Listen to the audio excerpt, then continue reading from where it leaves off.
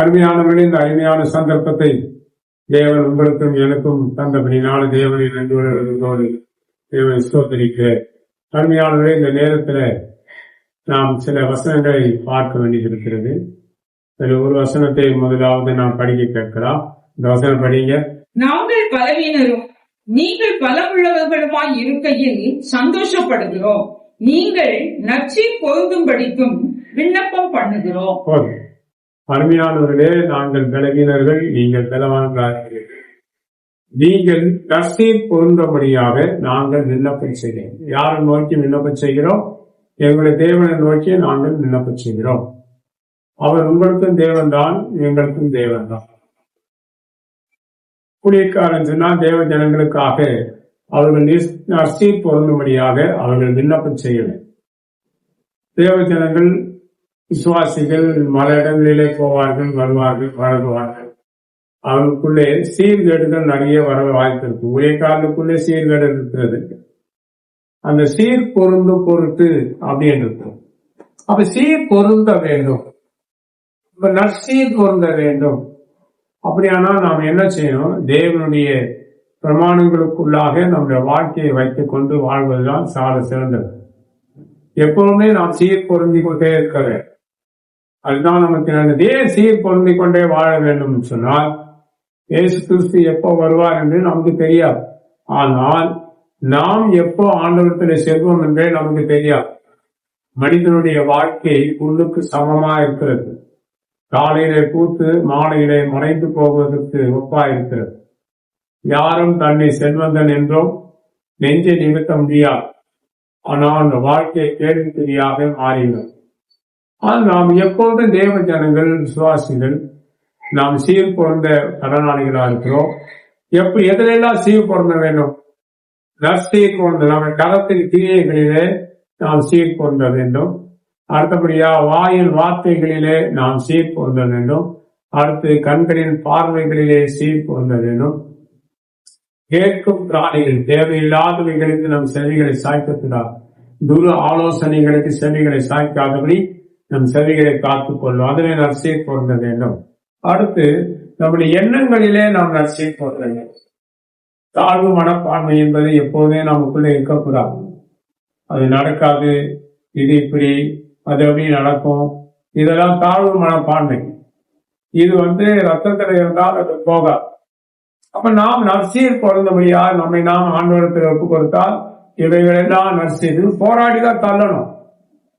மனதில் இருக்கிற கேடுகள் எல்லாம் நாம் தள்ளவே, அதை நாம் தாட்சியப்படுத்தவே. அப்பதான் நாம் நற்சீர் பொருந்த முடியும். ஒருவன் சொல்லுகிறான், வெட்டி விடுவேன், குத்தி விடுவேன், கொன்று விடுவேன், கொள்ளை அடிப்பேன். எகிப்தியர்கள் அப்படிதான் இஸ்ரவேல் ஜனங்களை பின்தொடர்ந்து வந்தார். வெட்டுவேன், குத்துவேன், சூறையாடுவேன், பங்கிடுவேன். இதே மாதிரிதான் இப்போ இந்த விதமான சுபாவங்கள் யாருக்குள்ளதான் இருக்கிறதோ கிறிஸ்தவர்களுக்குள்ளே இருந்தால், கொள்ளையடிக்கிறது, ஏமாத்துறது, பித்தலாட்டம் பண்றது, பொய் சொல்றது இல்லையா, அவன் சொத்தை கொள்ளடிக்கணும், அவனை வெட்டணும், இவனை வெட்டி கொள்ளணும், இதெல்லாம் பேய்களுடைய புத்தி. இஸ்ரவேல் ஜனங்களுக்குள்ளே நாம் இப்படி இருக்கக்கூடாது. அவன் பேய்களோட புத்தி உள்ளவர்களாக, பேய்த்தனம் உள்ளவர்களாக கிறிஸ்தவ ஜனங்கள் வாழக்கூடாது. ஒரு குடும்பத்தை அழிக்கிறது, ஒரு வியாபாரத்தை அழிக்கிறது, ஒரு குடும்பத்தை, ஒரு தனிப்பட்ட வாழ்க்கையை அழிக்கிறது, ஒரு ஊழியத்தை அழிக்கிறது, ஒரு ஊழியக்காரனை பத்தி இன்னும் நம்ம கேடா பேசுகிறது, அவங்க கூட யாரும் பழகக்கூடாது, தப்பு தப்பா பேசுகிறது. இது ஒரு சாபம் விளைச்சதுங்களா? அவங்க எல்லாம் வீட்டு வாசல சேர்க்கக்கூடாது, திருநெல்வேலியில சேர்க்க மாட்டாங்க. இந்த சாப புத்தி உள்ள மட்டும் திருநெல்வேலியில சேர்க்கவே மாட்டாங்க, வீடுகளை சேர்க்க மாட்டாங்க, தெருவிலே விட்டுருவாங்க. வழியில எங்கன்னா பேசலாம் சொல்லுவாங்க, அப்படியே கல்வி விட்டு போயிட்டே இருப்பாங்க. காரணம் என்னன்னா, அவன் குடும்பத்தை கெடுக்கிறவன் சிந்து குடிப்பான், கோர்த்து விட்டுப்பான், இந்த மாதிரி. அதனால நம்ம இப்படியாப்பட்ட ஆட்களிடத்துல பழகக்கூடாது. அப்படியாப்பட்ட ஆட்களிடத்துல வீடுகளுக்கு வர வைக்க கூடாது. அவளால் அவங்க வந்தா ஒரு ஆசீர்வாதம் வராது, சாபம் தான் வரும். சீர் பொருந்தாத ஜனங்கள் அப்படியாப்பட்டவர்களிடத்திலே நாம் பழகுவதை நாம் தவிர்த்து விட வேண்டும். அருமையானவர்களே, நாம் தேவனிடத்திலிருந்து நற்சீர் பொருந்தி வாழ்வது நமக்கு நல்லது. அப்போ இந்த இடத்துல சொல்லி இருக்கிறது கொரிந்தியர்களே, நாம் நீங்கள் சீர் பொருந்தும்படியாக நற்சீர் பொருந்தும்படியாக நாங்கள் விண்ணப்பம் செய்கிறோம். பாகுபாடுகள் இருக்கிறது, நற்சீர் பொருந்த வேணும். அவங்கள கொல்லணும், இவங்களை அடிச்சிருந்தோம், இவங்களை வெட்டி கொண்டுடணும். நான் ஒரு வார்த்தை சொல்லணுங்க. அந்த வார்த்தையை சொல்லி சொன்ன கிறிஸ்தவனே எனக்கு தெரியும். மறுபடியும் சொல்றேன். ஒருவன் சொன்னான், நம்ம ஜாதிக்கு இழிவா பேசினா அவனை வெட்டி கொண்டுடணும். இதுதான் பேய்கள். அவன் பாகாலின் கையில இருக்கிறவன். அவன் கிறிஸ்தவனா இருந்தாலும் பாகாலின் கையில இருக்கிறான். அது துஷ்ட தேவதை. புரியுதுங்களா? அந்த துஷ்ட தேவதையினுடைய ஜனங்கள் இப்படிதான் இருப்பார்கள். அதெல்லாம் அப்படியேப்பட்டவளை நாம் இருக்க கிறிஸ்தவர்கள் வேறு. என் பேரை கொடுத்தா எல்லாம் இழிவா பேசுறான். அதை பத்தி நான் கவலைப்படுறேன். ஏன்னா எனக்குள்ள தாழ்வு மனப்பான்மை கிடையாது. தாழ்வு மனப்பான்மை எனக்கு கிடையாது. என் பிளட்ல எடுத்து பேசினா அப்படியா சரி, அதை பத்தி கவலைப்பட மாட்டேன். பாட்டி என்ன அழைத்தவர் தேவன். விடம்பும் தாயின் வயிற்றுல இருந்து வெளியே வரும்போதே தேவனுடைய சார்பில் விழுந்தவர். எங்கம்மா மீன் கழுவிட்டு இருக்கும் போது பிறந்தேன். அந்த வீட்டை ஓனர் தான் வந்து கொஞ்சம் ஹெல்ப் பண்ண எடுத்தான். ஆனா தேவன் காத்து கொண்டார். பொடி சுற்றாதபடி காத்து கொண்டார். அப்ப எனக்குள்ள தேவன் தான் எனக்கு ஒழிய யார் என்னை பத்தி கெடுத்து பேசினாலோ, இன்னொரு இடத்துல போய் கெடுத்து பேசினாலோ, இந்த பக்கம் கெடுத்து பேசினா அதை பத்தி சிந்து முடிப்போம். நான் போய் சிந்து முடிச்சிடறேன், இவனை அங்கேயும் சேர்க்கக்கூடாது. அதை பத்தி நான் கவலைப்பட மாட்டேன். யார் இடத்துலயும் எவங்கிட்ட போய் சிந்து முடிச்சா அதை பத்தி எனக்கு கவலை இல்லை. காரணம், தேவனை மட்டும் அண்டி வாழ என் பரிசுத்தவங்களை நன்றாக வளர்த்திருக்கிறார். அனாவசியமான நண்பர்கள் எனக்கு கிடையாது. யார் இடத்துலயும் அதிகமாக நெருங்கி பழகிறது இல்லை. யார் நல்ல ஜவன் இருந்தா போடாங்க, அங்க போனால் இருந்தான். தேவனை நம்பி வாழ, சீர் பொருந்தி வாழ வேண்டும். தேவ ஜனங்களுக்குள்ளே ஒரு சீர் பொருந்தல் தேவை. அதான் நாங்கள் விண்ணப்பம் செய்கிறோம். வெட்டிடணும், கொண்டுடணும், அவன் சொத்தை கொள்ளையடிக்கணும், அவன் குடும்பத்தை கெடுக்கணும், அவன் பிழைப்பை கெடுக்க வேணும். இதெல்லாம் பேய்கள். இப்படிப்பட்டவனா பரலோகத்துக்கு போக மாட்டான். கிறிஸ்தவனா இருந்தாலும் பரலோகத்துக்கு போக மாட்டான். நீ பெந்தகோஸ்தே கிறிஸ்தவனா இருந்தா நீ போக மாட்டேன். நீ பேய்கள் கட்டுகளில் இருக்கிறான். நீ எப்படி காணிக்கை கொடுத்தாலும் அந்த காணிக்கை ஆண்டவர் அங்கீகரிக்க மாட்டான். ஊழியக்கான வாங்கி சாப்பிட்டு போயிடுவான். ஆனா தேவன் அதுக்காக உனக்கு பரலோகத்துக்கு பலன் கிடையாது. பூமியில போய் பித்தலாட்டங்கள்லாம் செய்து வாழும். புரியுதுங்களா? அப்படியேப்பட்டவெல்லாம் பரலோகத்துக்கு போக முடியும். கிறிஸ்தவெல்லாம் பரலோகத்துக்கு போயிடுவான்னு நினைக்காதீங்க. இப்படிப்பட்ட கேடான வாழ்க்கையில் வாழ்கிறவர்களுக்கு பரலோகம் எப்படி போகும்? ஒருவரும் சேரக்கூடாது ஒளியிலே வாசம் பண்ணுகிறவர். சபையை ஜனங்களை எங்க ஒருவரும் சேரக்கூடாது ஒளியிலே வாசம் பண்ண முடியாது. நம்மை கொண்டு போய் அங்க வைக்க போறார். இங்கே சீர்கட்டுத்தனமா வாழ்ந்து கொண்டிருந்தால், கெட்ட புத்தி உள்ளவனா வாழ்ந்து கொண்டிருந்தால் நாம் எப்படி அங்க போக முடியும்? செத்த பிறகுதான் தெரியும். கிறிஸ்தவங்க பரலோகத்துக்கு போவாங்களா, வான மண்டலத்தில் பொல்லாத ஆவிகள் கொண்டு போகுமா, பிரபஞ்சத்தின் அந்தகார லோகாதிபதிகள் கொண்டு போவார்கள். செத்த பிறகுதான் தெரியும். இப்ப தெரியாது. இப்ப தெரியவே தெரியாது. நிறைய கிறிஸ்தவங்க இருக்காங்க, எல்லாருமே பரலோகத்துக்கு போறாங்க. முடியாது. யாரையும் பரலோகத்துக்கு மறுரூபப்படுத்தி அனுப்பத்தக்க கிருபை உள்ளவர்கள் அதிகம் கிடையாது. ஒரு விசுவாசித்தால் அவன் மறுரூபப்படுத்த வேண்டும். வேத வசனத்தினால் சத்தியத்தை அறிவீர்கள், சத்தியம் உங்களை விடுதலையாக்கும். சத்தியத்தை சொல்ல வேண்டும். தேவனுடைய வார்த்தைகளை சொல்லி அவளை மறுரூபப்படுத்த வேண்டும். தேவனுடைய வார்த்தைகளை சொல்லி மறுரூபப்படுத்துகிறது தான் ஊழியக்காரனுக்கு. அடங்கில கண் போன போக்கில வாழ்ந்தால் அவர்கள் மறுரூபம் அப்படியே இருப்பாங்க. பரலோகத்துக்கு போக முடியாது. அவங்க சுபாவங்கள் கேடு உள்ளதால் நிறைய பேரை பார்த்திருக்கேன்.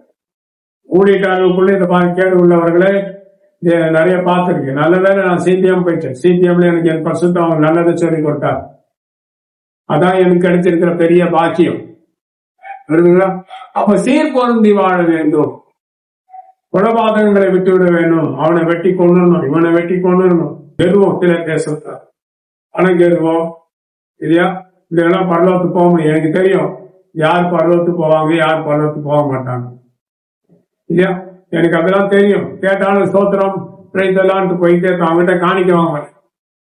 பரலோகத்துக்கு போகாத இடத்துல நான் எதுக்கு காணிக்க வாங்கணும்? பிழைத்தலா அப்படின்ட்டு அந்த இடத்த விட்டு போயிட்டே இருக்கேன். நிக்க வேண்டும். அவரு காணிக்க கொடுக்கலாம் பார்த்தா அவர் போயிட்டாரு. அவ்வளவுதான். ஏன்னா நீ பரலோகத்துக்கு போக போறது இல்லை. நீ கேடாதவனா இருக்கிறாய். உன் காணிக்க எனக்கு எதுக்கு? எனக்கு அது அவசியம் இல்லை. எளியவர்களிடத்துல, நல்லவர்களிடத்துல, தேவ பக்தி உள்ளவர்களிடத்துல வாங்கினால் அது அவர்களுக்கு ஆசீர்வாதம், எனக்கும் ஆசீர்வாதம். எல்லாரிடத்துல காணிக்கிறாங்க. பணம் கொடுத்து நான் எதுக்கு காணிக்குவாங்க? அவனும் பரலோகத்துக்கு போக மாட்டான். டிடிஎம்ல இருக்கும்போது விசுவாசி வந்தார். எனக்கு கொஞ்சம் நல்லா காணிக்க கொடுத்தார். ஒருத்தரும் இன்னொரு விசுவாசி பத்தி இழிவாய் பேசினார். அவன் இப்படி இவங்க எப்படி எனக்கு இந்த பணம் வேண்டாங்க, நீங்க எடுத்துட்டு போங்கன்னு சொல்லி அனுப்பிச்சிட்டேன். இவன் போய் என்னோட சந்திர பாஸ் கிட்ட கொடுத்தான். சந்திர பாஸ் என்னை கூப்பிட்டு என்னை இழிவா பேசினான். நான் போய் அப்ப இருந்த விஜி சாமுவேல் என்ற சீஃப் பாஸ் இடத்துல போய் சொல்லிவிட்டேன். கன்வென்ஷன் வந்தா பாஸ்டா இங்க பணம் இது சந்திர பாஸ் அப்படின்னு. விழி அப்படின்னாரு. ஆமா பாஸ்டர் உங்களை விழிக்காரு போங்க. நேரம் அங்க போன என்ன அப்படி சொல்லிட்டு அப்படி சொல்லிட்டு நீ ஊழியக்காரனும் அவன் கரெக்டா தான் சொல்லி இருக்கிறான், நீ அப்படியே அப்படி பேச இல்ல அப்படிச்சா அப்படின்னு சொன்னான். நீ சரியில்லை, நீ சென்ட்ரல் பாஸா இருக்க லாய்க்கு கிடையாது. நான் 50,000 தானே எடுத்துட்டு போய் பொட்டிக்காட வச்சுக்கோ, பேச்சுக்கோ அப்படின்ட்டாரு. கடை வேணா நான் இந்த கை காலணும். அன்பானவர்களே, ஒரு விசுவாசை குறித்து இழிவா பேசிட்டு அவன் இடத்துல பணம் கொடுத்தா நான் வாங்க மாட்டேங்க. அந்த சாபம் அவனோட போகட்டும்னு விட்டுருவேன். ஆனால் நம்மளோட வாழ்க்கையில நாம் சரியா சீர் பொருந்துவதற்காகத்தான் இது ஊழியக்காரர்கள் ஜெபிக்கிறார். ஊழியக்காரர்கள் என்ன சொல்றாங்க? சீர் பொருந்த வேணும், தேவ ஜனங்கள் விசுவாசிகள் சீர் பொருந்த வேணும், அதுக்காக அவன் விண்ணப்பிக்கிறான். அப்ப நீங்க அதுக்கு ஒப்பு கொடுக்கணும் இல்லையா? நீ கொஞ்சம் காணிக்க கொடுத்துட்டு அந்த விசுவாசத்தை என்கிட்ட இழிவா பேசினால் எந்த மாதிரி ஊழியக்காரங்க ஏற்க மாட்டாங்க. ஏன்னா எனக்கு அப்போஸ்தலர் தீர்க்கதரிசி அழைத்து ஆண்டவர் தந்திருக்க, நான் பணத்துக்கு பின்னாடி ஓட மாட்டேன். எவன் பணம் கொடுத்தானோ ஐயா ஐயா ஐயா ஐயா ஓட மாட்டேன். அப்போ நமக்கு பேதர்கிட்ட வந்து பணத்தை கொடுத்து இந்த மாதிரி வர எனக்கு வேணும்னு சொன்னா பேதர் என்ன செஞ்சார்? 100 பணம் உன்னோட அழிய கடவுள்னு சொல்லிட்டேன். இதான் ஏன் பாடி. அதனால சீர் பொருந்தவன் தேவ ஜனங்கள் சீர் பொருந்தி வாழ வேண்டும். யாரையும் கெடுக்கவோ யாரோட பிழைப்பை கெடுக்கவோ இதெல்லாம் வருதா? அவங்ககிட்ட சிந்து முடிச்சவன் அங்கேயே சேர்க்க கூடாது, இதெல்லாம் சொல்லிட்டு போ. அப்போ தேவன் நமக்கு இருக்கா, நாம யாரையும் அனாவசியமா பழகிறது. அப்ப தேவ ஜனங்களாய் வாழ்றதுக்காக தான் நாங்க ஜோபிக்கிறோம். வாழ்ந்தா வாழனா போ பாதாளத்துக்கு, யாருன்னு கேட்க போற? ஏற்கனவே நீ பாதாளத்தின் ஆளுகையில இருக்கிற, பாபாலுடைய ஆளுகையில இருக்கிற, பணம் இருக்கிறவங்கிட்ட நீ சாபத்திலே இருக்கிற. வர அடுத்த வசனம் சொல்றேன். அப்ப தேவ ஜனங்கள் எப்படி இருக்க வேண்டும்? சீர் பொருந்தி வாழ்வதற்காக தான் நாம் விண்ணப்பிக்கிறோம். தேவன் நமக்கு உதவி செய்வார். அடுத்த வசனம் படிக்க கேட்கலாம். உபாகமத்தின் புஸ்தகம் 11ஆம் அதிகாரம் 25ஆம் வசனம் முதல் 28ஆம் வசனம் வரை படி. உங்கள் முன் ஒருவரும் எதிர்த்து நிற்பதில்லை. உங்கள் தேவனாகிய கர்த்தர் உங்களுக்கு சொன்னபடி உங்களால் உண்டான பயமும் கெடியும் நீங்கள் மிதிக்கும் பூமியின் மேலெல்லாம் வர பண்ணுவார். இதோ இன்று நான் உங்களுக்கு முன்பாக ஆசீர்வாதத்தையும் சாபத்தையும் வைக்கிறேன். இன்று நான் உங்களுக்கு கற்பிக்கிற உங்கள் தேவனாகிய கர்த்தரின் கற்பனைகளுக்கு கீழ்ப்படிந்தீர்கள் ஆனால் ஆசீர்வாதமும். இதெல்லாம் சொல்ற ஆண்டவர் கடைசியில் நான் விதிக்கிற கட்டளைகளை நீங்கள் கீழ்ப்படிந்தீர்கள் ஆனால், தேவ ஜனங்கள் தான், நான் விதிக்கிற கட்டளைகளுக்கு நீங்கள் கீழ்ப்படிவீர்களானால் உங்களுக்கு சாபம் இல்லை. கீழ்ப்படியாமல் தன்னிச்சையாய் வாழ்வீர்களானால் உங்கள் மேலே சாபம் இருக்கும். அதான் அதுல இருக்கு. தேவ ஜனங்கள் தான், விசுவாசிகள் தான். தேவனுடைய பிரமாணங்களுக்கு நம்ம ஒப்பு கொடுத்து வாழ இருக்க. போக்குல நீ வாழ்ந்தேன்னா பணம் இருக்கு, ஊழியக்காரங்களும் உங்க பின்னாடி வருவாங்க. நீ பணம் கொடுத்தனா போதும், உங்களுக்கு வந்து வீட்டுல விசேஷ ஜபம்லாம் பண்ணிட்டு போயிடுவாங்க. அவங்களுக்கு தேவை பணம், எனக்கு தேவை பணம். நீ எந்த தொழில் செஞ்சாலும் பரவாயில்ல, பணத்தை மட்டும் என்கிட்ட கொடுத்துரு அப்படின்னு சொல்ற ஊழியக்காரர்கள் எல்லாம் எனக்கு தெரியும். காரணம், அவன் பாதாளத்துக்கு போக போறான். அவன் ஆவிலே மறுரூபம் இல்லை. அப்படியாப்பட்டவன் தேவ ஜனங்களை எப்படி மறுரூபப்படுத்த? ஒரு சுவிசேஷகன் தேவ ஜனங்களை மறுரூபப்படுத்த முடியாது. அவர் தேவன் பட்ச ஜனங்களை திருப்பத்தான் முடியும். தீர்க்கதரிசனம்லாம் சொல்லி எந்த விசுவாசியும் மறுரூபப்படுத்தக்கூடிய ஊழியம் சுவிசேஷகனா இருக்கிற அந்த ஊழியக்காரனுக்கு கிடையவே கிடையாது. பணம் தான் அவங்ககிட்ட இருக்கும். எங்கன்னா போய் பாருங்க, அவங்க இஷ்டத்துக்கு அவங்க வாழ்நாள் தப்பு பண்ணுவாங்க, பணம் இருக்கும், வசதியா இருப்பாங்க. ஆனால் அவர்களை யாராலும் அவர்களால் மறுரூபப்படுத்த முடியவே முடியாது. அதுக்குரிய கிருபையோ அபிஷேகமோ அவங்க கிட்ட இருக்கா. சுவிச்சர்ன்னு சொல்லுவாங்க, அவ்வளவுதான். இதோ வழி காட்டுறதுதான் அவங்க வேலை. தீர்க்கதரிசனம்லாம் அவங்க கொடுத்துருவார். ஆனா தேவ ஜனங்களை மறுரூபப்படுத்துகிற ஒரு ஊழியத்தை சுவிசேஷனுக்கு தேவன் தரவே மாட்டார். அது நீங்க யாரெல்லாம் சுவிசேஷங்களா இருக்கிறேன்னு சொல்கிறார்களோ அவர்களிடத்துல மறுரூபப்படுத்துகிறதான ஊழியத்தை, ஒரு அபிஷேகத்தை அந்த ஊழியக்காரங்க தரமாட்டாங்க. வழியை செவ்வாய்ப்படுத்துறதுதான் இவங்க வேலை.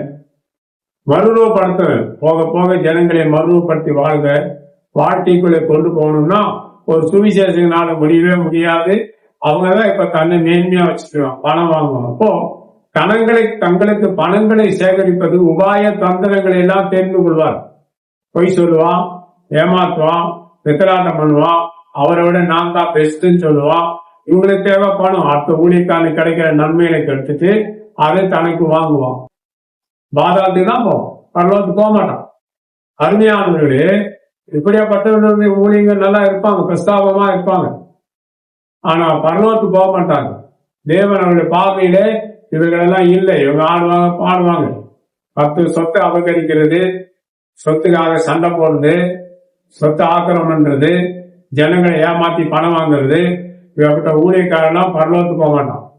யாருக்கிட்ட போய் சொல்லுங்க, பரலோகத்து ஊழியக்காரன் போக போறதே கிடையாது. காரணம், அவங்ககிட்ட போய் பித்தலாட்டமும், தன் மனைவியாக சகோதரியா மனைவியை விட்டு வேற எந்த பெண்ணிடத்தை தப்பான தொடர்பு பாவம் செய்தாலும் அந்த ஊழியக்காரன் பரலோகத்துக்கு போக மாட்டான். அவன் வாயிலிருந்து வர தீர்க்க தரிசனம் பொய்யானது. சாத்தான் அவன் நாவிலே குடியிருப்பான். எந்த மனைவி ஊழியக்காரன் செய்வாரானால், அவர் தன் புருஷனை மதிக்காம இஷ்டத்துக்கு அலையை தெரிவாரானால் அவன் பரலோகத்துக்கு போக மாட்டான். அவன் நாவிலே சாத்தான் இருப்பான். வேத வசனம் தான் பேசுவான். அதனால்தான் நான் எல்லா இடத்தும் பழகிறது. பாருங்க, சுவிசேஷகன் பேரை போட்டு பாடுறான், பிரசாரம் பண்றான், பணம் இருக்கு, எல்லாம் வச்சிருக்கிறாங்க. ஆனா அவங்க யாரையும் மறுரூபப்படுத்த முடியாது. நீங்க சோதிச்சு பாருங்க பார்ப்போம், ஒருவரையும் மறுரூபப்படுத்த முடியாது. உபாய தந்திரங்களை அவர்கள் தெரிந்து கொண்டார்கள். அப்படியேப்பட்டவர்கள் பரலோகத்துக்கு போக முடியாது. ஏன்? தேவனுடைய விதிகளை மீறக்கூடாது. ஊழியக்காரன் எப்பவுமே தன்னை பெரிய செல்வந்தனாக மாற்ற பிரயாசப்படவே கூடாது. அப்படின்னா சீசனுக்கு ஆண்டவராக இயேசு கிறிஸ்து அதை குறித்து நன்றாக போதித்து இருக்கலாம். அவர் அதை பத்தி போதிக்கிறார். இருந்த காசை ஒருத்தங்கிட்ட கொடுத்து நீ வச்சுக்கையா, வரி கட்ட பணம் இல்லை, அந்த மீனை புடியா, அதுக்குள்ள பணம் எடுத்து வரியை கட்ட உனக்கு எனக்கு சேர்த்துக்கோ அப்படின்றார். அப்ப ஆண்டவர் செல்வந்தன் ஆகக்கூடிய ஒரு போதனைகளை சீசனுக்கு சொல்லவே இல்லை. விசுவாசிகள் செல்வந்தர்கள் ஆகலாம், சரியா? நீ நேர்மையான முறையில செல்வங்கள் ஆகணும். ஊழியத்துக்கு உதவி செய்ய, ஊழியக்காரரை காப்பாத்துங்க. நான் ஏன் ஜாதிக்காரனுக்கு தான் உதவி, நான் அப்படி செய்யறதில்லை. எல்லா ஜாதிக்காரர்களுக்கும் காணிக்கை கொடுத்திருக்கிறேன், எல்லா ஜாதிக்காரர்களுக்கும் கொடுத்திருக்கிறேன். என்கிட்ட வாங்கினவர்கள்லாம் இருக்கிறார்கள். எல்லா ஜாதிகளுக்கும் நான் செருப்பு வாங்கி கொடுத்திருக்கிறேன், இந்த சேட் வாங்கி கொடுத்திருக்கிறேன், மதியானம் நல்ல உணவு வாங்கி கொடுத்திருக்கிறேன். புரியுதுங்களா? நல்ல உணவு. பாளையங்கோட்டையில ரிஷி ஹோட்டல் இருக்கு, ஜபா கார்டன் இந்த பக்கம் அந்த சரவணாஸ்வர் போற வழியில நல்ல புரோட்டா, சிக்கன், காடை, கறி எல்லாம் வாங்கி கொடுத்த திருப்தியாய் சாப்பிட வைத்து அனுப்புவேன். அதுதான் ஊழியக்காரனுக்கு இருக்கவே. ஜாதி பார்க்க மாட்டேன் நான். இவன் இந்த ஜாதி, அவன் அந்த ஜாதி, இதெல்லாம் நான் பார்க்கவே மாட்டேன். எல்லா ஜாதி மக்களுக்கும் போஷிக்கத்தக்க கிருபை எனக்கு இருக்கு. பணம் எல்லாம் ஊழியக்காரெல்லாம் கூப்பிட்டு சாப்பாடு வாங்கி கொடுத்துரு. புரியுதுங்களா? ஒரு ஹோட்டல்ல 250 ரூபா பிரியாணி, ஆட்டுக்கறி பிரியாணி 250 ரூபா ஒரு பிளாட், இவ்வளவுதான் இருக்கு. கூட்டிட்டு போய் அந்த பிரியாணி வாங்கி கொடுப்பார், 2 பிளேட் அடிப்பார். ஆசை, ஆட்டுக்கறி பிரியாணி யாரா கொடுத்தா சாப்பிடலாம், 2 பிளேட் சாப்பிடுவார். அருமையானவர்களே, இப்படி நான் போஷித்து பழகினோம். ஜாதி பார்க்க மாட்டேன். எல்லா ஜாதிகளுக்கும் நான் போட்டிட்டு இருக்கிறேன், எல்லா ஜாதி ஆட்களோட பழகி இருக்கிறேன். என்ன ஜாதி பேசி வெளியே தள்ளினவன் ஒரு என்கிட்ட வாங்கி சாப்பிட்டு என் புறமாக்கினவர்களே எனக்கு தெரியும். அவன் பரலோகத்துக்கு போக போறதில்லை. அருமையானவர்களே, சீர் பொருந்த வேண்டும். கிறிஸ்தவர்களானாலும் சரி, நீ ஊழியக்காரனா இருந்தாலும் சரி, தேவனுடைய வார்த்தையை கைக்கொள், தேவனுடைய பிரமாணங்களுக்குள்ள வைத்துக் கொள்ளும். அப்பதான் நீ பரலோகத்துக்கு போக முடியும். எனக்கு உபாகம் 5 அதிகாரத்தில் இருந்த 10 கட்டளைகள், 623 கட்டளைகள் இருக்கு வேதத்தில். மற்றதெல்லாம் வேற. இந்த 10 கட்டளைகளை சுற்றி தான் இருக்கிற அந்த கட்டளைகள் எல்லாம் இருக்கும். 613 கட்டளைகள் இருக்கு. 10 கட்டளைகளை நான் கை கொள்ளும்படி முழுமையாக அர்ப்பணித்து வாழ்ந்து கொண்டு இருக்கிறேன். புரியுதுங்களா? பிறனுக்குள்ள யாதுண்டி நான் இச்சித்ததே கிடையாது. புரியுதுங்களா? அதனால அப்படி வாழுங்க ஊழியக்கார். உங்களுக்கு விருப்பமில்லை வாழணும்னா எப்படி வேணா வாழ்ந்துக்காங்க, நாங்க தடை இல்லை. எனக்கு தேவன் கொடுத்த விதியை நான் மீறாதிருக்க தேவன் உதவி செய்கிறார். புரியுதுங்களா? எனக்கு வசதி எல்லாம் கிடையாது.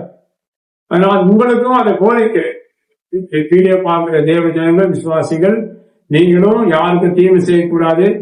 அவனை வெட்டணும், இவனை வெட்டணும், இவனை கொல்லணும், இதெல்லாம் வந்தா நீங்க பேய் ஜனங்க, சாத்தான் தான் உங்களை ஆளுகை செய்து கொண்டிருக்கிறான்.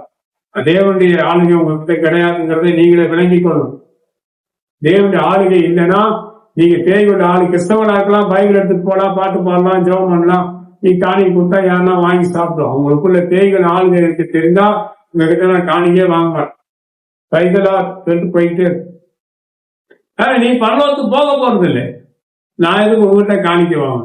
நீ எனக்கு காணிக்கை கொடுக்கறதுனால உனக்கு பிரயோஜனம் இல்லை, நான் உங்ககிட்ட காணிக்க வாங்கறதுனால உனக்கும் பிரயோஜனம் இல்லை. அப்படியேப்பட்ட எனக்கு தேவையும் இல்லை. எனக்கு ஆண்டவர் போதும். பிரமாணங்களோடு வாழ்கிற மக்கள் தான் எனக்கு தேவை. என் வீடியோ பார்க்க யாரா இருந்தாலும் சரி, தேவ பிரமாணங்கள் அர்ப்பணித்து வாழ்றீங்களா? வாங்க என்னோட பேசி என் கான்டாக்ட் நம்பர் இருக்கும். அத்தனை கொல்லணும் வெட்டணும்னு நினைக்கிறீங்களா? அத்தனை சொத்தை அபகரிக்கணும், ஒருத்தன் ஊழியத்தை கெடுக்கணும், ஒருத்தன் பிழைப்பை கெடுக்கணும்னு நினைக்கிறீங்களா? உங்க சவகாசமே எனக்கு தேவையில்லை. ஆண்டவர் எனக்கு போதும். என் வீடியோ பார்க்க யாரும் தேவனுடைய பிரமாணங்கள் வாழ்ந்தால் எனக்கு போன் பண்ணுங்க. என் கான்டாக்ட் நம்பர் அதுல இருக்கு. அருமையானவர்களே, தேவன் நம்மை கைவிட மாட்டார். நீ சீர் போறது, அதான் நாங்கள் விண்ணப்பம் பண்ணுவோம். இல்ல நீங்க பரலோகத்துக்கு போக முடியாது. ஆண்டவர் வருவாரு, எப்போ வருவாரு தெரியாது. நீங்க பரலோகத்துக்கு போகணும்னா சீர் பொருந்து வாழுங்க. எப்படி சீர் பொருந்து? தேவனுடைய பிரமாணங்களோட சேர்த்து வாழணும், அதான் சீர் பொருங்க. உங்க இஷ்டத்துமணி வாழ்றதுலாம் சாத்தானுடைய கற்பனை மணி வாழும். அதனால பார்த்து நடந்து பண்ணுங்க. அடுத்த வசனம் படிக்கலாம், படிங்க. உபாகமம் 30ஆம் அதிகாரம். உபாகமம் 30ஆம் அதிகாரத்துல 19வது வசனமும் 20வது வசனத்தை படிங்க. நான் ஜீவனையும் மரணத்தையும் ஆசீர்வாதத்தையும் ரெண்டு ஜீவனை வைத்திருக்கிறார், மரணத்தை வைத்திருக்கிறார், ஆசீர்வாதத்தை வைத்திருக்கிறார், சாபத்தையும் வைத்திருக்கிறார். உனக்கு முன் வைத்தேன் என்று உங்கள் மேல் வானத்தையும் பூமியையும் இன்று சாட்சி வைத்திருக்கிறார். ஆகையால் நீயும் உன் சந்ததியும் பிழைக்கும்படிக்கு நீ ஜீவனை தெரிந்து கொண்டு கர்த்தர் உன் பிதாக்களாகிய ஆபிரகாமுக்கும் ஈசாக்குக்கும் யாக்கோவுக்கும் கொடுப்பேன் என்று அவர்களுக்கு ஆணையிட்டு கொடுத்த தேசத்திலே குடியிருக்கும்படிக்கு உன் தேவனாகிய கர்த்தரில் அன்பு கூர்ந்து அவர் சத்தத்துக்கு செவி கொடுத்து அவரை பற்றிக் கொள்வாயாக. அவரே உனக்கு ஜீவனும் தீர்க்க ஆயுசும். சில ஜனங்களுக்கு தேவன் கொடுத்ததான வார்த்தை கவனிக்கிறீங்களா? அந்த வசனங்களை எடுத்து நீங்க படிச்சு பாருங்க. எவ்வளோ அருமையா இருக்கு. நாம் எப்படி வாழறோம் தேவன் சொல்கிறார். பழைய பாட்டு வசனம் அது நமக்கு தேவையில்லை. எப்பவுமே ஆசீர்வாதம் ஆசீர்வாதம் பேசியிருந்தா எப்ப நீங்க சீர் பொருந்தீங்க, பணம் வரணும், செல்வம் தான் ஆகணும், இதெல்லாம் நல்ல விஷயம்தான். ஆனா பணத்தை விசுவாசிகள் எப்படி சம்பாத்தியம் பண்றாங்க? பொய் சொல்றாங்களா? ஏமாத்துறாங்களா? அந்நிய தேவர்களை நமஸ்கரித்து வாழ்றாங்களா? பாருங்க. நான் சில இடத்துக்கெல்லாம் போறேங்க, அந்த கடைக்கு போனாலே எனக்கு கஷ்டமா இருக்கும். மாந்திரியம் பண்ணி உள்ள வச்சிருக்கிறாங்க, மாந்திரியம் பண்ணி உள்ள வச்சிருக்கிறாங்க. அது போன உடனே என்னை அப்போஸ் பண்ணும். அந்த இடத்துக்கு எப்படி போறது? இப்படியாப்பட்ட கிறிஸ்தவன் பரலோகத்துக்கு போக மாட்டான். கோடி கோடியா சமாத்தியம் பண்ணலாம், கலை நோட்டு மாத்தி சமாத்தியம் பண்ணிடலாம், பொய் சொல்லி சமாத்தியம் பண்ணிடலாம், ஏமாத்தி பணம் கருவத்தினால வெட்டிடும் குத்திடும். உனக்கு தான் முடியுமா? அதெல்லாம் உனக்கு மேல இருக்கிற சாபம் உன் சந்ததிக்கு மேல வரும், சந்தானங்கள் மேல வாழடி வாழ வந்துட்டு. குடும்பத்தை பார்த்தேன், வாழடி வாழ சாபம் இருக்கும். அவங்க சாபம் அவர்களை விட்டுட்டு போகவே செய்யாது. பிள்ளைகள் மேல இருக்கும், பேர பிள்ளைகள் மேல இருக்கும், இப்படி போயிட்டே இருக்கும். அவன் அப்பனை பூட்டன மாதிரியே பாட்டன் தான்ப்பா, பாட்டன மாதிரியே பூட்டன இருந்தான். இப்படி சொல்லிட்டு அப்பன மாதிரியே பிள்ளை இருக்கு. இதுதான் சாபம். வாழடி வாழியா சந்ததி சந்ததியா வந்து கொண்டே இருக்கு. அதை நீங்க பார்க்கலாம். இப்படியாப்பட்ட இடத்துல நான் பழகிறது இல்லை. ஏன்னா உன் சாபத்தை எனக்கு நான் பங்கு போடக்கூடாது. நீ அதுதான் எனக்கு அங்க போய் இவனை சிண்டு முடிச்சு விட்டுடலாம், அங்கேயும் இவனை சேர்க்கக்கூடாது. எனக்கு அதை பத்தி கவலையே இல்லைங்க. தேவனுடைய சார்பில் நிற்க விருப்பப்படுகிறேன். யார் என்னை சிண்டு முடிச்சா அதை பத்தி என் பேரை கெடுத்தா அதை பத்தி கவலையமான. தேவன் நம்முடைய பேரை கெடுக்க மாட்டார். அதான் எனக்கு தேவை. எல்லா தேசக்காரனுங்க மோசக்காரனுங்க பொய்யனும் கல்லனுமா இருக்கிறார். அத்தும் பேரை கெடுக்கிறது, அத்துணை பிழைப்பை கெடுக்கிறது, ஊழிக்காரனுக்குள்ள இது போல கேடு கட்ட புத்தியெல்லாம் இருக்கு, இதெல்லாம் பரலோகத்துக்கு போக மாட்டான், எனக்கு நல்லா தெரியும், அப்படியா சோத்திரான்ட்டு வந்துட்டே இருக்கேன். ஆனா தேவனுடைய வார்த்தைகளை நம்பி அவருடைய பிரமாணங்களுக்கு சாபத்தை அவர் தான் வச்சிருக்கிறார், ஆசீர்வாதத்தை அவர் தான் வச்சிருக்கிறார். எதை தொட போறீங்க? தேவனுடைய பிரமாணங்களை தொட்டால் சாபம் இல்லை, பிரமாணங்களை தொடாம தன்னிச்சையா வாழ்ந்தால் உங்களுக்கு சாபம் இருக்கு. ரெண்டே இருக்கு, ஆசீர்வாதம் இருக்கு, சாபம் இருக்கு, ஜீவனும் இருக்கு, மரணமும் இருக்கு. புரியுதுங்களா? எதை எடுக்க போறீங்க? நீங்க உங்ககிட்ட தான் இருக்கு, உங்கள் சாய்ஸ். நீ கிறிஸ்தவனா வாழ்ந்து பிரயோஜனம் இல்லை, தேவனுடைய பிரமாணங்களை கை கொண்டு வாழ்ந்து, அதுதான் எனக்கு முக்கியம். அப்படி வாழ்ந்தால் தான் நாம் பரலோகத்துவோம். எதுக்குங்க கிறிஸ்தவனா மாறினீங்க? பரலோகத்து போறதுக்காக தானே. ஏன் ஊழியக்காரனா மாறினீங்க? பரலோகத்து போறதுக்காக தானே. ரெண்டு பேரை, நாம பரலோகத்துக்கு போனோம், மற்றவர்களே பரலோகத்துக்கு அனுப்பும். தான் ஊழியக்காரனுடைய பங்கு. விசுவாசியில பங்கு என்ன? அவர்கள் பரலோகத்துக்கு போகணும், அவர்களுக்கும் ஒரு பங்கு இருக்கு. அவர்களும் பரலோகத்துக்கு போனோம், பிள்ளைகளையும் பரலோகத்துக்கு அனுப்பணும், ஆயத்தப்பட்டோம். அது அவங்க மேல ரெண்டு. நீங்க ஜீவனையும் சமாதானத்தையும் விரும்புங்கள், சாபங்களை விரும்பாதீர்கள், மரணத்தை விரும்பாதீர்கள், மரணத்துக்கு ஏதுவான பாவங்களை விட்டு விடுங்கள், தேவனுக்கு முன்பாக சன்மார்களா வாழுங்கள், நற்மன சாட்சி உள்ளவர்களாய் வாழுங்கள், குலபாதகங்கள் எல்லாம் போ. நீ எங்க போறன்னு உனக்கே தெரியாது. உன் சம்பாத்தியம் எங்க போகும்? ஆந்திரியம் பண்ணி வச்சுக்கிட்டு சொத்தை அபகரிக்கிறது, பணங்களை அபகரிக்கிறது, கள்ள நோட்டை மாத்தி பைசையானாய் மாற்றிக்கொள்கிறது, இதெல்லாம் எங்க போய் நீங்க யாரும் பரலோகத்துக்கு போக போறது? அது உண்மை, அது சத்தியம். அது நான் தேவனை நம்பி வாழணும், யாரும் ஏமாற்றாம வாழணும். யாருங்க? கிறிஸ்தவனுக்கு தான் சொல்றேங்க. அவங்க அப்படி இருக்காங்க, இந்துஸ், அவங்க கதை வேறுங்க. அவர் 2 பொண்டாட்டி வச்சிருக்காரு. உனக்கு எத்தனை பொண்டாட்டி? எனக்கு ஒரு ஊழியக்காரத்தில் 6 வைப்பாட்டி வச்சிருக்காரு. நல்லா பிரசங்கம் பண்ணுவார். தெரியுதுங்களா? இவங்கெல்லாம் பரலோகத்துக்கு போக மாட்டாங்க. இப்படி வாழ்கிற வாழ்க்கை நமக்கு தேவையில்லை. பிறருக்கு நான் நன்மை சொன்னா, நான் வசனம் படித்து அவர் பிரசங்கம் பண்ணி நல்ல பேர் வாங்கணுமா? நான் பாளையங்கோட்டையில் ஒரு சபையில இருந்தேன். நான் வசனம் படித்து அவர் பிரசங்கம் நல்ல பேர் வாங்கணுமா? நான் படிக்கணும், அவர் நல்லா வாய்ப்பு பாருங்க. அது ஒரு பந்தகாரம், அது ஒரு தேய்த்தனம். இவர் வசனம் பிறப்ப இன்னொரு ஆளு தேவன் ஏற்றிடுவார், அவங்க ஓரம் கட்டிடுவார் ஆண்டவர். அவ்வளவுதான். இழைத்தியா இழைப்பார். உன்னை தேவன் வேலை வாங்க மாட்டார். அந்த வேத வசனத்தை படிக்கணும் பிரசங்க நேரத்துல, அது ஒரு பாக்கியம். நான் பைபிள் படிச்சு அவர் பேர் நல்ல பேர் வாங்கணுமா பிரசங்கம் பண்ணினா, நீ அதோடு போய் வேண்டாம் நரகம். அதான் சீர் பொருந்த வேண்டும். அப்படிப்பட்ட விசுவாசி எனக்கு தெரியும். அருமையானவர்களே, தேவ கிருபையிலே நம்மை வைத்து வாழ வேண்டும். நான் நின்று கொண்டு பிரசங்கம் இல்லை, உட்கார்ந்து தான் பிரசங்கம் பண்றேன். ஆனால் தேவனுடைய வல்லமை நமக்குள்ளே இருக்கிறது. பரலோகத்துக்கு ஜனங்களை ஆயத்தப்படுத்துவேன், ஜனங்களை மருத்துவப்படுத்த வேண்டும். அதான் என்னோட ஆசை. எனக்கு கொடுத்த கிருபை அதுதான். தேவன் நம்மை கைவிட மாட்டார். புரியுதுங்களா? தேவன் ஜீவனின் சமாதானத்தை அந்த வசனம் படிச்சு பாருங்க. அது இஸ்ரவேல் ஜனங்களுக்கு சொல்லுங்க. புதிய ஏற்பாட்டுல உனக்கு என்ன சொல்லியிருக்காரு? உன்னை போல பிற நேசிக்க சொல்லியிருக்காரு ஆண்டவரை. நேசிக்கிறீங்களா? ஒரு பசியா அந்த ஆதாரம் கொடுக்கணும், ஒரு வஸ்திரம் அந்த வஸ்திரம் கொடுக்கணும், சரிங்களா?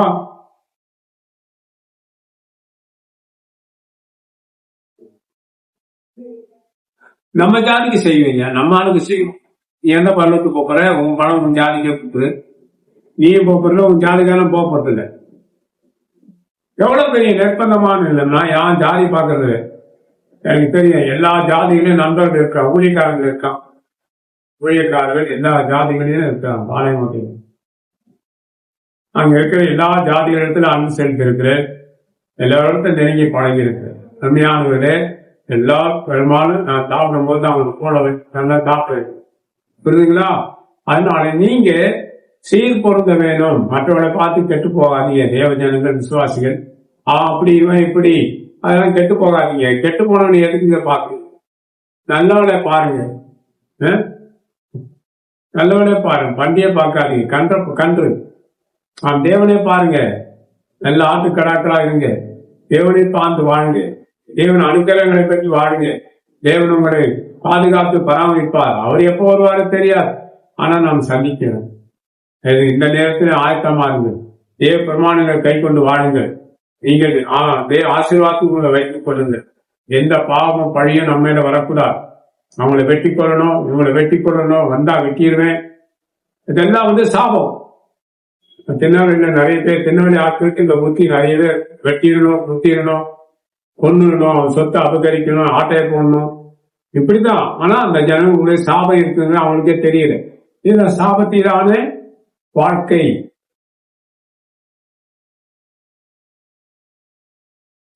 ஜீவனை எடுக்கல, மரணத்தின் வழி எடுத்துக்கிட்டாங்க. ஆசீர்வாதத்தை எடுக்கல, சாபத்தை எடுத்துக்கிட்ட. இப்படி வாழ்ற கிறிஸ்தவங்க நிறைய இருக்கிறான். சபைக்கெல்லாம் வருவாங்க, நல்ல பக்தியா வருவாங்க. அந்த சாபம் அவங்களை விட்டுட்டு போகவே செய்யாது. அந்த சாபம் அவங்களை விட்டுட்டு போகவே செய்யாது. ஊழியக்காரன் கூட அடுத்தவங்களை கெடுத்தான், அவங்க நன்மைகளை கெடுத்தானா அவன் எங்க பரலோகத்துக்கு போவான்? போகவே மாட்டான்.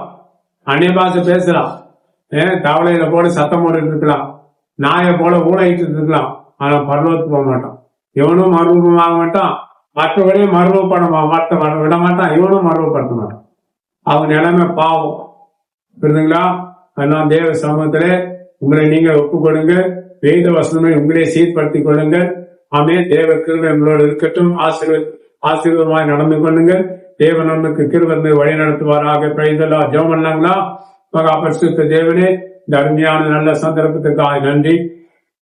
நாங்க சொல்லுகிற வசனங்களை ஜனங்கள் கேட்டு ஊழியக்காரனை கேட்டு தன்னை ஆயத்தப்படுத்திக் கொள்ள கிருபைதார். கேடுபாடான சந்ததி புத்தி இராதபடி பாதுகாக்கணும், பராமரிக்கணும், கேள்விகளை மறைத்துக் கொள்ளும்படி உங்களிடத்தில் வேண்டிக் கொள்கிறோம். நீங்க எப்போ தெரியாது சக்திக்கு எங்களை தகுதிப்படுத்தி உங்களுடைய கரத்தை தருகிறோம். இயேசு கிறிஸ்து மரண நாமத்தில் பிதாவே. Amen. Praise the Lord. God bless you.